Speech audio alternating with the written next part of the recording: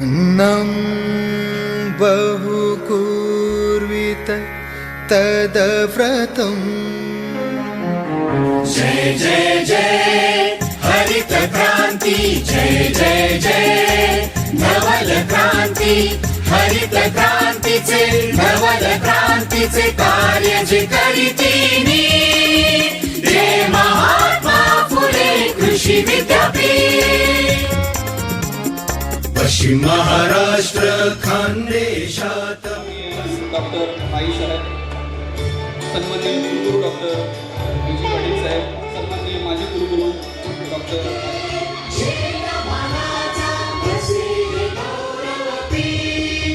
पिकावर आपल्या विद्यापीठामध्ये संशोधन चालतं आणि त्यामध्ये आपण 270 वाहन विकसित केलेले आहेत, 1635 शिफारशी दिलेल्या आहेत.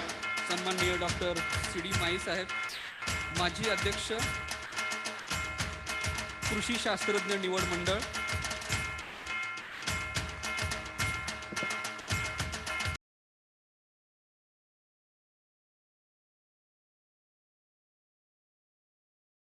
नावातच राजा पण आहे आणि राम पण आहे, असं आपले एक आदरणीय व्यक्तिमत्व डॉक्टर राजाराम देशमुख साहेब यांचे स्वागत.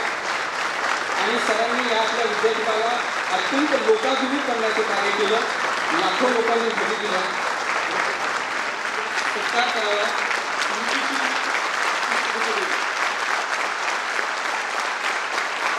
कॉलेज मेडिकलचे स्टुडंट राजेसाहेब पवार,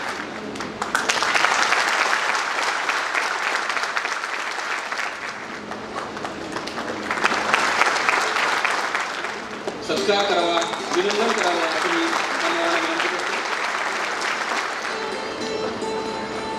स्मृतिचिन्ह आणि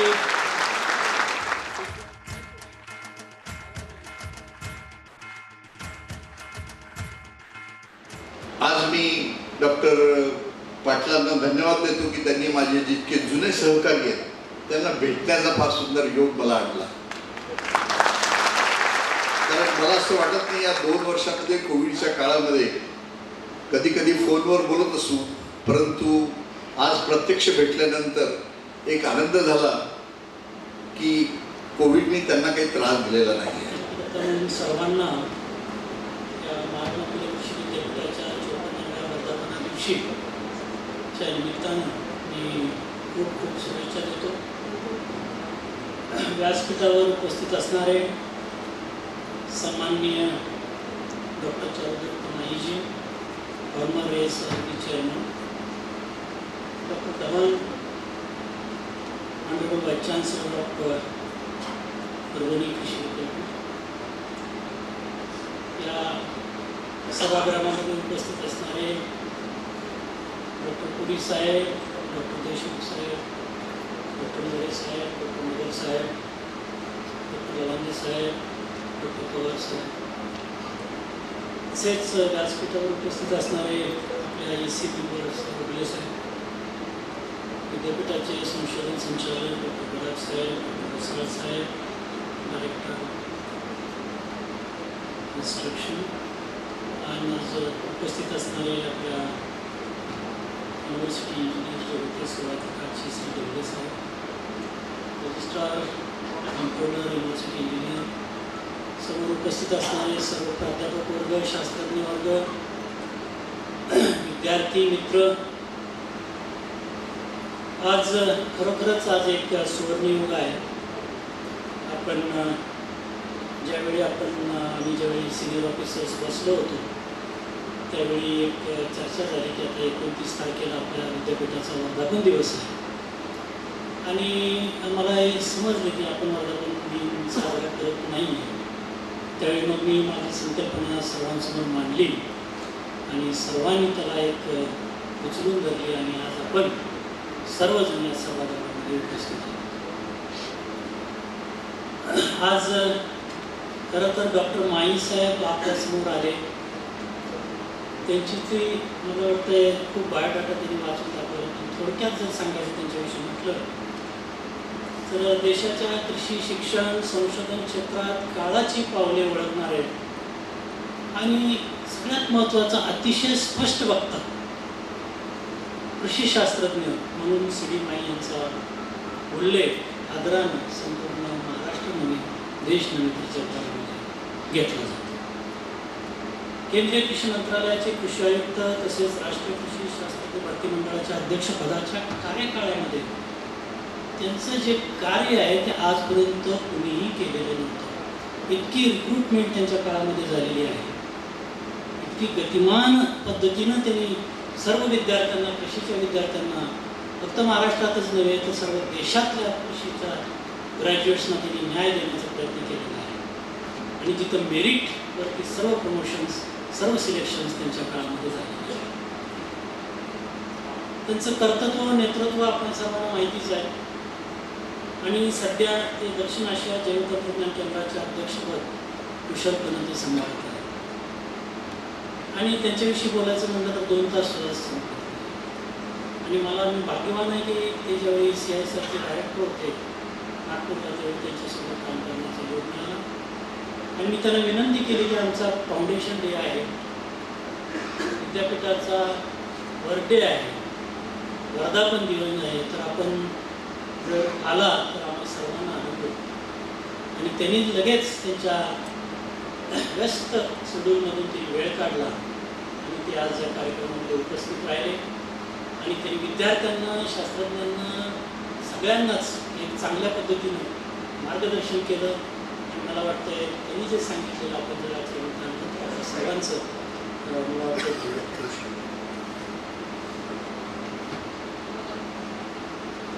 आणि आज या कार्यक्रमामध्ये आपण सर्व पुरस्कार प्राप्त सर्व असतील, बेस्ट टीचर असेल, बेस्ट सायंटिस्ट असेल, बेस्ट रिसर्च असेल, अजून काही आमचे कर्मचारी असतील, या सर्वांचं आज आपण अभिनंदन केलं. कारण त्यांनी जे काम या वर्षभरामध्ये जे केलं त्यांच्या कार्याला आपण विद्यापीठाकडून पूर्ण पुण्याची पातळी म्हणून त्यांना आपण सन्मानित केले. गडाख साहेबांनी विद्यापीठाच्या विषयी सुरुवातीच्या संकल्पनेमध्ये सांगितले होते की तत्कालीन मुख्यमंत्री वसंतराव नाईक, गृहमंत्री बाळासाहेब देसाई, कृषी मंत्री बाळासाहेब सावंत, उद्योगमंत्री राजाराम बापू पाटील, या तालुक्याचे आमदार डॉक्टर तनपुरे आणि त्यावेळेचे केंद्रीय मंत्री, कृषी मंत्री डॉक्टर जगजीवन राम आणि राज्यमंत्री अण्णासाहेब शिंदे यांच्या संयुक्त प्रयत्नाने आणि शेतकऱ्यांच्या मदतीने ही विद्यापीठाची स्थापना झाली. आणि त्यांच्याप्रती आज आपण कृतज्ञता व्यक्त करणं हे आपल्या सर्वांचं एक कर्तव्य. आज महात्मा फुले कृषी विद्यापीठ राहुरीचा 54वा वर्धापन दिन आहे. आणि या वर्धापन दिवशी मी विद्यापीठाचा एक विद्यार्थी म्हणूनही मला अभिमान आहे. त्याचप्रमाणे कुलगुरू म्हणूनही एक प्रकारची कृतज्ञता, आनंद काम करण्यासाठी जे मिळते त्याचं समाधान वाटतं. भारताच्या स्वातंत्र्यानंतर जवळजवळ 21 वर्षानंतर आपल्या ह्या विद्यापीठाची स्थापना झाली 21 मार्च 1968 साली. आणि खऱ्या अर्थानं कृषी क्षेत्रासाठी एक नव्या युगाचा प्रारंभ मला वाटतं झाला असं आपण म्हणता येईल. कारण जर 68चा काळ बघितला, 65चा काळ बघितला, त्यावेळी देशामध्ये अन्नधान्याचा प्रचंड प्रमाणामध्ये तुटवडा होता. ग्रीन रिव्होल्यूशनच्या बाबतीमध्ये सगळ्या बाजूने वाटचाल चालू होती. आणि जी मी आत्ता सध्या नावं घेतली केंद्रातली आणि राज्यातली आणि ह्यांच्या सगळ्या संकल्पनातून ज्यावेळी पंतप्रधान इंदिरा गांधी होत्या त्यावेळी हे डिसाईड झालं की आपल्याला एक विद्यापीठ पूर्ण भारतासाठी करणं गरजेचं आहे. त्या संकल्पनेतून या विद्यापीठाची स्थापना झाली. आणि हा विद्यापीठाचा प्रवास जो 54 वर्षाचा जो झाला तो अतिशय लक्षणीय झाला. मग ते संशोधनामध्ये असो, शिक्षणामध्ये असो किंवा तंत्रज्ञानाचा प्रचार प्रसारामध्ये असो, त्याच्यामध्ये एक सातत्य कायम राहिलेलं आहे. आणि मग कोणती स्वायत्त संस्था ज्यावेळी कार्य करू लागते तेव्हा त्यामागे अनंत लोकांचे कष्ट सार्थकी लागतात. आणि म्हणूनच आपल्या कृषी विद्यापीठाच्या निर्मितीमागे असेच बऱ्याच लोकांची परिस्थिती. आज आपल्यासमोर बघतोय की विद्यापीठाच्या 54व्या वर्षाच्या कालावधीत असणारे कुलगुरू doctor Harishchandra Patil, doctor Nanasaheb Pawar, doctor Dattajirao Salunkhe, doctor Perur, doctor Sambhajirao Dorge, doctor Nerkar, doctor Puri, doctor Rajaram Deshmukh, doctor Mehta, doctor Tukaram More, doctor K P Vishwanatha, doctor Dhawan, या प्रत्येकाने आपल्या विद्वत्ता, गुणवत्ता व अनुभवाच्या बळावर आपल्या विद्यापीठाचे उत्तुंग शिखरावर नेण्याचा प्रयत्न केला. आणि या लोकांनी एवढा मोठा स्कोअर करून ठेवलेला आहे की आता माझी कसरत होणार आहे. कारण त्यांची जी कामं आता मला वाटतं याच्यामध्ये सांगितली होती, सगळ्या कुलगुरूंची कामं, आता मलाही ती एक एवढा स्कोअर कसा पार करायचा एक मला वाटतं थोडीशी धाकधूक लागलेली आहे, परंतु सर्वांच्या प्रयत्नानं तो स्कोअर आपण पूर्ण करू अशी मला आशा वाटते. त्याचप्रमाणे आपल्या विद्यापीठाचे दुसऱ्या विद्यापीठामध्ये जे गेलेले असे लवांडे साहेब असतील, ते मगर साहेब असतील, त्यांनी तिकडं जे काम जे केलं ते सुद्धा एक लक्षणीय काम त्या क्षेत्रामध्ये केलं. आता कुलगुरू असतील किंवा बाकी या ते आहेतच, पण 54 वर्षाच्या विद्यापीठाच्या प्रगतीत झालेल्या चतुर्थ श्रेणी कर्मचाऱ्यापासून ते प्राध्यापक, संशोधक, इंजिनियर, प्रशासनातील सर्व अधिकारी, सर्व कर्मचाऱ्यांचे योगदान आहे. आणि हे विद्यापीठ म्हणजे काय 2-4 अधिकारी पुढे घेऊन जाऊ शकत नाही, त्यासाठी सर्वांचं योगदान गरजेचं असतं. आणि हा जगन्नाथाचा प्रवासरूपी जो रथ आहे हा ते आत्तापर्यंत आलेला आहे, तोच आपल्या सर्वांच्या सहकार्याने आपल्याला हा पुढे घेऊन जायचा आहे. आणि म्हणूनच प्रत्येकानं नवीन सुरू केलेल्या योजना या कार्यक्षमपणे आपल्याला पुढे न्यायची आहे. आज आपल्याला देशाचे पंतप्रधान श्री नरेंद्र मोदीजी असतील, देशाचे कृषीमंत्री तोमर साहेब असतील, राज्याचे मुख्यमंत्री ठाकरे साहेब असतील, तसेच या राज्याचे उपमुख्यमंत्री पवार साहेब असतील, त्याचप्रमाणे आपले कृषी मंत्री भुसे साहेब असतील, प्रधान सचिव डवले असतील, या सर्वांच्या मदतीनं आणि आपल्या सर्वांच्या सहकार्यानं आपण या विद्यापीठाच्या प्रगतीकडे वाटचाल करणार आहोत. विद्यापीठाचा कुलगुरू म्हणून ह्याच महिन्यामध्ये 2 मार्चला 1 वर्ष पूर्ण झालं. आणि या वर्षाच्या काळामध्ये करोना होता. करोनाच्या स्थितीमध्ये बऱ्याच अडचणी आल्या. अडचणीला मात देऊन आपण इथंपर्यंत आज पोहोचलेलो आहोत. आणि त्याच्यामध्ये बरेच जे सुरुवातीचे जे प्रॉब्लेम्स होते ते सॉल्व्ह करण्याचा आपण प्रयत्न केला. पदोन्नतीचे जे प्रस्ताव असो, बदल्या असो, नेमणुका असो, निवृत्त कर्मचाऱ्यांना तात्काळ निवृत्तीच्या दिवशी निवृत्तीविषय लाभ देणे असो, अशी हिताची कामं करून एक गतिमान प्रशासन देण्याचा आपण प्रयत्न केलेला आहे सर्वांच्या सहकार्याने. आता त्याबरोबरच आपण बरेचसे उपक्रम राबवले शेतकऱ्यांसाठी, विद्यार्थ्यांसाठी, आयडल योजना केली, मुलांच्या वसतिगृह प्रशिक्षण केले, जी पण राबवली, वसतिगृहातील अनेक सुविधा आपण दिली. आणि सगळ्यात महत्त्वाचा एक जो कार्यक्रम आपल्या इथे झाला तो पदवीदान समारंभाचा झाला, ज्याच्यामध्ये आदरणीय कुलपती कोश्यारी साहेब इथं आले होते. आपण आणि प्रथमच आपण मला वाटते की या 2 दिग्गजांना ज्यांनी या कृषी क्षेत्रामध्ये ज्यांचं उल्लेखनीय काम झालं असे आदरणीय शरद पवारजी, तसेच आपले नितीनजी गडकरी यांना आपण डॉक्टरेट, मानद डॉक्टरेट पदवी देऊन त्यांच्या जो कार्याचा आहे तो आपण गौरव करण्याचा. आता 10 जिल्ह्याच्या क्षेत्रामध्ये विस्तारित आपलं क्षेत्र आहे. आणि गडाख साहेबांनी जसं सांगितलं की जवळजवळ 1 लाख कोटीपर्यंत, तरी आकडा आपला कमी आहे, 1 लाख कोटीपर्यंत आपल्या या व्हरायटीज असतील, टेक्नॉलॉजीज असतील, याच्या माध्यमातून शेतकऱ्यांच्या उत्पादनामध्ये वाढ केली. आता बऱ्याचशा संशोधनाच्या जाती निर्माण झाल्या, भाजीपाला झाल्या, अवजारं झाली, विद्यापीठाने विविध शिफारशी केल्या. आणि अशा बऱ्याच क्षेत्रातून आपल्या विद्यापीठाचं एक नेतृत्व काम आहे. आणि देशात हरित क्रांती घडवण्यासाठी या विद्यापीठाचं सुद्धा अवश्य फळपिकांमध्ये सुद्धा बघितलं पूर्ण देशामध्ये महाराष्ट्र एक लिडिंग कोरडवाहू फळपिकं असो किंवा बागायती फळपिकं असो, याच्यामध्ये विद्यापीठाची जी प्रगती आहे आज महाराष्ट्र एक नंबर. आजच पेटेंट मिळालेले आपण खात होतो बऱ्याच वेळ वेगवेगळे प्रॉडक्ट, त्याला पेटेंट करणं गरजेचं होतं. आज पेटेंट आपल्याला तंत्रज्ञानाच्या बाबतीमध्ये वरंटीवार साहेबांच्या मार्गदर्शनाखाली आपल्याला IT बेस्ड डिजिटल ॲग्रिकल्चरच्या बाबतीमध्ये प्रचंड प्रमाणामध्ये काम आहे. खरं तर त्यांचाही आम्हाला सत्कार करायचा होता, पण त्यांनी नको म्हटलं, त्यामुळे मी केला नाही. कारण त्यांनाही आपण कालपर्यंत का म्हटले मला काही माहिती समजलं नाही, ते नंतर आपण चर्चा करू. तर अशा आपण भरपूरच केलेलं आहे. आता विद्यापीठाचे एक सगळ्यात महत्त्वाचे विद्यार्थी असतात.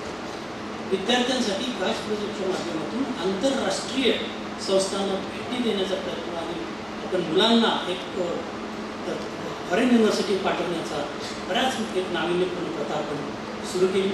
प्रत्येक आज क्लासरूम बघा, आज सगळे स्मार्ट क्लासरूम आपण केलेले आहेत आणि सगळे स्मार्ट क्लासरूम केलेले आहेत. प्रत्येक डिपार्टमेंटला आपण दिलेलं आहे आणि लवकरच आपण फॅकल्टी इव्हॅल्युएशनसुद्धा मोबाईल मॅपच्या माध्यमातून विद्यार्थ्यांकडून करून घेणार आहोत.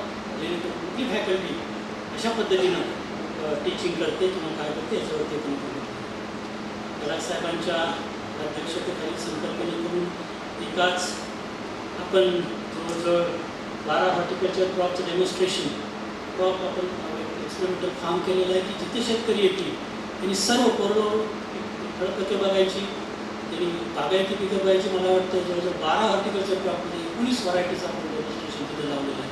त्याच्यासाठी पण आपण विद्यापीठाच्या माध्यमातून त्यांना सपोर्ट केला आहे. आज जर बघितलं, कालच आम्ही वर्ल्ड वॉटर डे साजरा केला. Doctor A K. Singh former deputy director general SCR आलेले होते. ह्याच सभागृहामध्ये तो कार्यक्रम झाला आणि ते वॉटरविषयी काही आपण त्याबद्दल आपण चर्चा केली आणि म्हणून त्याच्यामध्ये ग्राउंड वॉटर आहे, साईडचे प्रॉब्लेम्स आहेत. अशा पद्धतीमध्ये आणि त्या सूचनातून आपण सिंचन पाणी इथून पुढे एक अतिशय महत्त्वाची बाब शेतीसाठी राहणार आहे. त्याच्यासाठी आपल्या विद्यापीठामध्ये सिंचन उद्यान आपण केलेलं आहे. त्याचप्रमाणे आपण सर्व विद्यापीठ आज मायक्रो इरिगेशनमध्ये आणणार.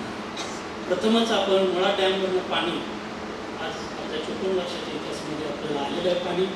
आता पाणी आल्यानं संपूर्ण क्षेत्र आपलं इरिगेशन होणार आहे, रेव्हेन्यू रिसिप्ट्स वाढणार आहेत आणि आपण अतिशय जोमानं काम करतो. कोरोनाच्या काळात न थांबता आम्ही जवळजवळ मला वाटतं कडाक साहेब किती एकर एरिया आपण लागवडीखाली आणला.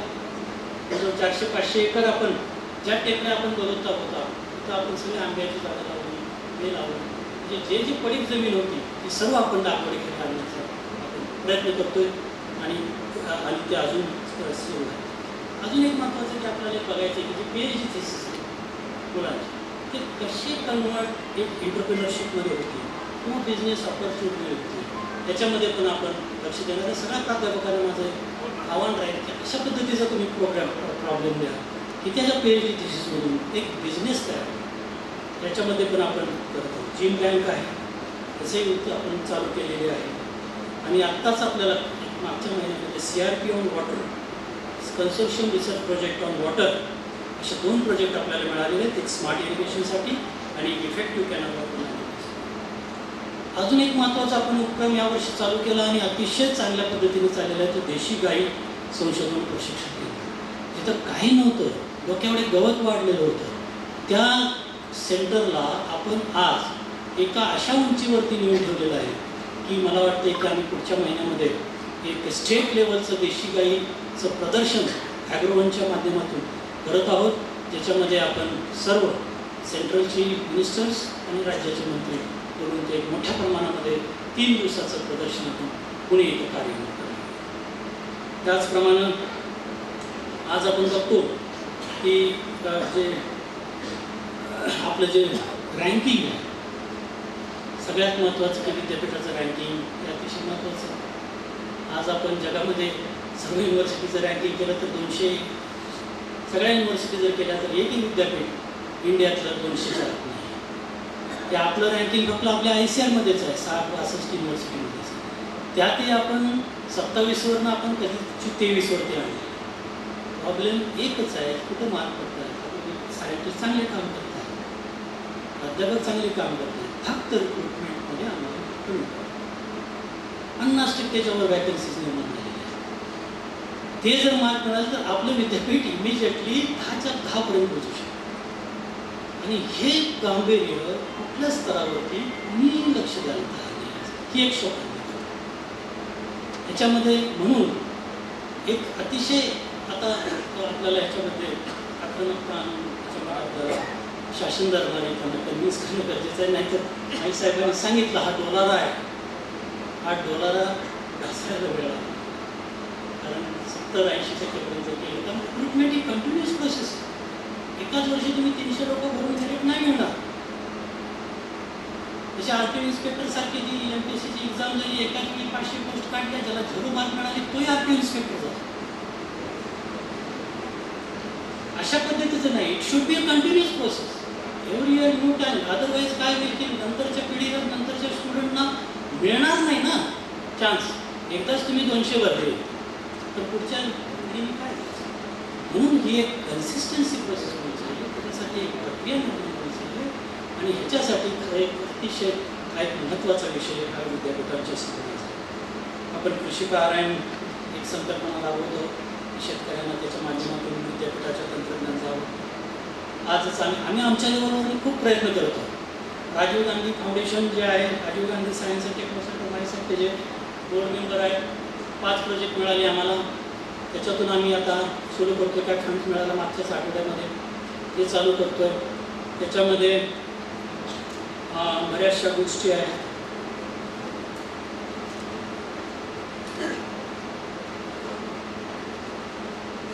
तर अशा पद्धतीनं आपल्याला करायचं. आणि आपलं जे एक्सटेन्शन विंग आहे तेही आपल्या माध्यमातून काम करत आहे. संकल्पना आपल्याला एक नवीन राबवलेली आहे, सगळ्याला माहिती आहे. विद्यापीठ गेट असो, त्याचप्रमाणे मुलांचे हॉस्टेल्स असो, किंवा सगळ्या ॲग्रिकल्चर कॉलेजेस असो, किंवा रिसर्च स्टेशन्स असो, त्याच्यासमोर आयडल, महिन्याचा आयडल आम्ही चालू केला. जो कृषीचा ग्रॅज्युएट आहे, ज्यांनी आपल्या क्षेत्रामध्ये चांगलं काम केलं प्रोजेक्टामध्ये, त्यांनी स्वतःची प्रगती केली, शेतकऱ्यांची प्रगती केली, रोजगार निर्मिती केली, ग्रामीण व्यवस्थेला हातभार लावला, ग्रामीण व्यवस्थेला गतिमान केली. असे जे आमचे कृषी ग्रॅज्युएट आहेत, जसे सह्याद्रीचे आहेत, असे प्रत्येक महिन्याला आम्ही एक ऑर्डर ॲग्रिकल्चर ग्रॅज्युएट चालून देतो. आणि जो एक चांगला शेतकरी आहे, जो शेतकऱ्याने चांगल्या पद्धतीने शेती केलेली आहे आणि त्याला बाकीच्यांनी फॉलो करावं, अशा शेतकऱ्यांचाही आम्ही आयडल म्हणून करतो. आणि प्रत्येक गेटवरती मी जे आता जिथं सांगितलं तिथं आम्ही दर्शनी बघायला लागतो, जेणेकरून आपले जे विद्यार्थी आहेत त्याच्यातून ते एक एनकरेज होतील. आणि कुठं सेक्शन ऑफिसर हो, कुठं फौजदार हो, कुठं ह्याच्या मागून न जाता त्यांनी ह्याच्यातूनही लाभ घेऊन हे त्यांनी असे हे करावं, असं आमचं एनकरेजमेंटचा आमचा प्रामाणिक प्रयत्न चालू आहे. आता कृषी क्षेत्रामध्ये आव्हान, नवीन नवीन चॅलेंजेस आपण सर्वांना माहिती आहे. अन्न, तसेच पौष्टिकता, न्यूट्रिशनल सिक्युरिटी आता महत्त्वाची निर्माण झालेली आहे. त्याच्यासाठी आपल्या विद्यापीठाचे लास्ट इयर्स आपण निर्माण केलेले आहेत. मला वाटतं आहे फुलचार परिवार आणि स्वीट्स CH47. कारण आज बायोडिझेलचा खूप गौरव आहे. बघा सगळ्या देशामध्ये इथेनॉल आहे. इथेनॉलसाठी ही एक अतिशय चांगली केलेली आहे. आदरणीय नरेंद्र मोदीजी प्राईम मिनिस्टरनी देश पातळीवर केलेली. त्याचप्रमाणे सोयाबीन आणि शुगर कॅन हे अतिशय महत्त्वाची पिकं आहेत महाराष्ट्राच्या आपल्या याच्यासाठी. आज एरिया सोयाबीनचा बघितलं तर 43 लाख हेक्टरपर्यंत गेलेला आहे. ऊसाची तीच अवस्था आहे. त्या पद्धतीने त्याच्यासाठी सुद्धा आपली त्याच्यामध्ये काय प्रॉब्लेम्स आहेत, त्याच्यामध्ये आपला चांगला आपलं संशोधन चालू. मी आता असं कुठल्या एका पिकाचं नाव घेतलं असं समजू नका, कारण वेळ कमी आहे. जे मला जे ठळक मुद्दे वाटतात ते बोलतो. नंतर नवनवीन पेस्ट येणार आहेत, रोग येणार आहेत, त्याच्यासाठी पण आपल्याला सतर्क राहणार आहे. कारण हवामान बदल खूप रॅपिड 5-6 वर्ष 2-4 वर्षामध्ये आपण बघितलं तर अतिशय मोठ्या प्रमाणात येतात. कृषी यांत्रिकीकरण माई साहेबांनी एक चांगलं स्लाईड दाखवलं. लेबर कमी होत आहे, प्रोडक्शन वाढत आहे. याचा अर्थ मेकॅनायझेशन ही अतिशय गरजेचं आहे. आणि इथून पुढची शेती, डिजिटल शेती, ॲग्रिकल्चरल मेकॅनायझेशनशिवाय पर्याय नाही. कारण शेतीच शेतकरी करू शकणार अशी अवस्था निर्माण झाली. मूल्यवर्धन value addition is very important. तिथं आपण आपल्याला लक्ष देणार. मार्केटिंग, नंतर ऊर्जाचा विषय आहे त्याच्यामध्ये.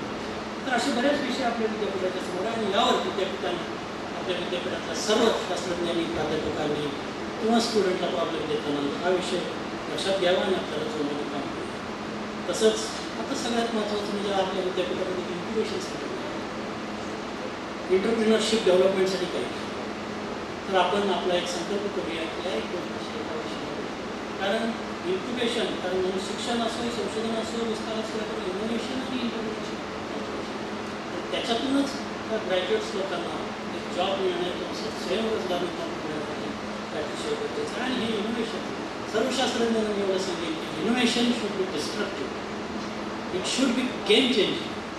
असं नाही आहे की तुम्ही थोडं थोडं नाही. We don't want incremental, we want exponential. आता काळ खूप वेगाने वाढत आहे म्हणून ह्या दृष्टीनं सर्वांनी लक्ष देणं अतिशय गरजेचं आहे.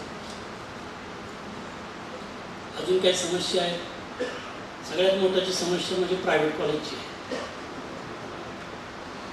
सी आणि डी ग्रेडमध्ये कॉलेजनी विद्यापीठाला पूर्ण खोकलं करून ठेवलेलं आहे. काल जबलपूरला गेलो होतो. कुठल्याही राज्यामध्ये कुठलंही जे खाजगी विद्यालय आहे ते स्टेट युनिव्हर्सिटीजला अटॅच नाही आहेत, ॲफिलिएटेड नाही आहे. जबलपूरला गेलो होतो, JNTVमध्ये, जवाहरलाल नेहरू कृषी विश्वविद्यालयामध्ये एकही प्रायव्हेट कॉलेज ॲफिलिएशनमध्ये नाही. काढलेले आहेत, तुमचं तुम्ही सांभाळा. बाकी राज्यांमध्ये जावा, गुजरातमध्ये जावा, आपल्या शेजारचा देश, तिथेही. कारण आपली 7-8-9 कॉलेज, 10 कॉलेज आणि ॲफिलिएटेड कॉलेज 72-75. त्यांचा एक्झामिनेशन घ्या, त्यांचे पेपर तपासा, त्यांचं काय. आणि आपल्या विद्यापीठामध्ये कुठेही कंट्रोलर ऑफ एक्झामिनेशन नाही, कुठूनही फंड येत नाही. आणि ही अतिशय मोठी एक लायबिलिटीज आहे विद्यापीठामध्ये. आमच्या प्राध्यापक सायंटिस्टचा 60-70% वेळ यांची कामं करण्यामध्ये जाते. ही अतिशय मोठ्या समस्या विद्यापीठाकडे निर्माण झालेली आहे. 50पेक्षा जास्त वॅकन्सीज मिळून कॉन्टिन्युन्सी बंद आहे. 1 रुपयाची कॉन्टिन्युन्सी रिसर्चमध्ये येत नाही आहे सध्या.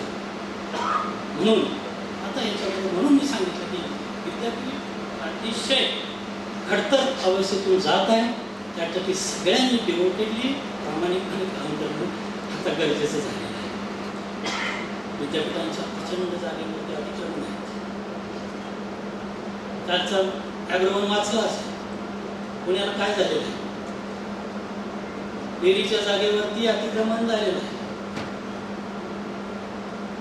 अतिशय म्हणजे भयानक परिस्थिती निर्माण आहे. बऱ्याच उपक्रमांना अडथळे येत आहेत.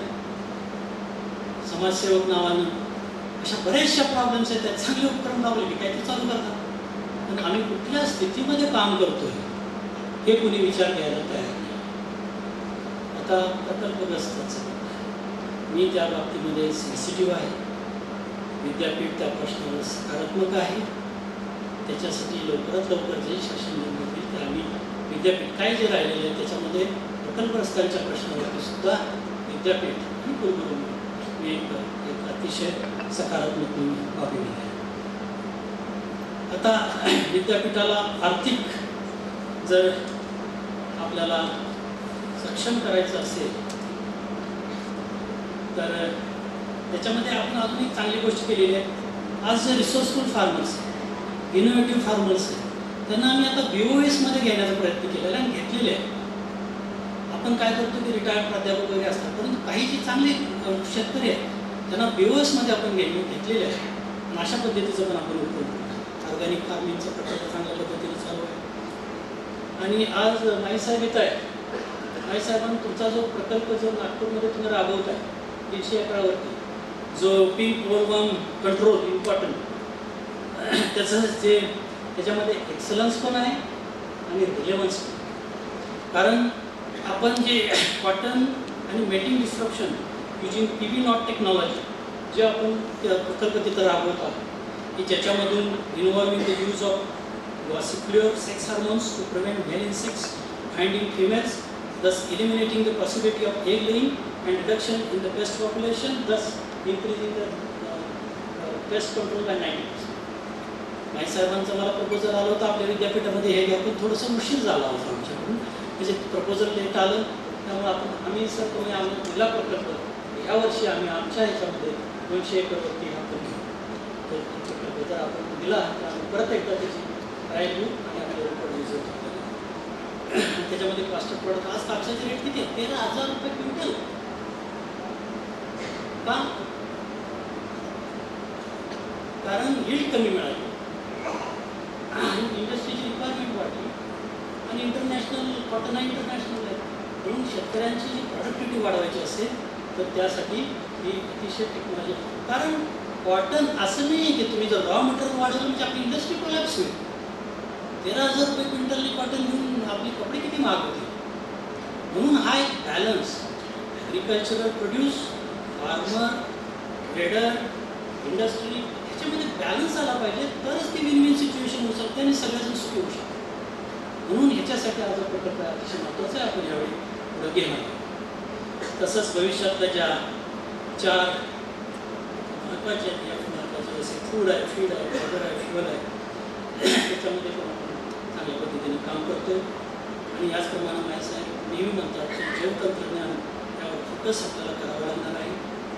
प्रिसिजन ॲग्रिकल्चर, डिजिटल ॲग्रिकल्चर याच्यावरती आपल्याला भर द्यावा लागणार आहे.